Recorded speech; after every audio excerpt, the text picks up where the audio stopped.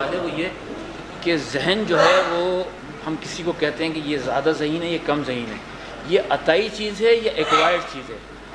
اور اگر عطائی ہے تو اس میں اللہ کی طرف سے جسٹیفیکیشن کس طرح سے اس کو آپ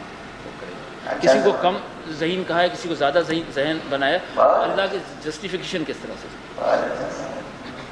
دیکھیے، رب اکبر نے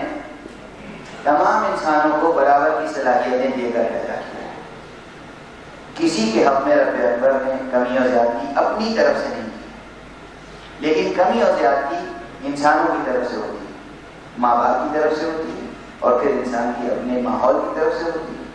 اور اس کی اپنی کوششوں کی طرف سے ہوتی ہے، اس کی پروگرامنگ ہوتی ہے۔ ایک انسانی وجود جب باپ کے صلب میں ہوتا ہے، وہاں سے متاثر ہونا شروع ہوتا ہے۔ ابھی پہلا سوال جو تھا، سوال تھا کہ ذہنی وسعت وراثت میں ملتی ہے، میں نے کہا بالکل ملتی ہے۔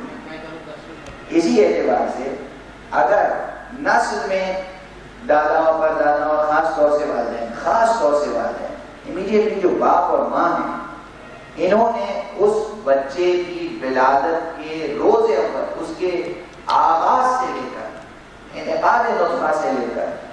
اور اس کے بعد تک ان کی نیت کیسی رہی، ان کا مزاج کیسا رہا، ان کا اخلاق کیسا رہا، ان کی غذا کیسی رہی، وغیرہ وغیرہ، وہ اس کے انٹائر ایگزسٹنس پر، اس کے پورے وجود پر، اس کے جسم پر، اس کی روح پر، اس کے ذہن پر، اس کی ضمیر پر، اس کی شکل و صورت پر، ہر چیز پر اثر انداز ہوتا ہے۔ اور پھر آغوش مادر میں کس طرح کا دودھ ملا ہو، کس طرح کی آب و ہوا ملی ہو، کس طرح کے انفاس سے وہ بہرمند ہوا، اور اس کے بعد پھر کس طرح کے مکتب اور اسکول میں گیا، یہ سب چیزیں ذہانت کو متاثر کرتی ہیں۔ رب کریم کی طرف سے ناانصافی نہیں ہے، ہم کہیں نہ کہیں آزیب کا شکار ہوتے ہیں۔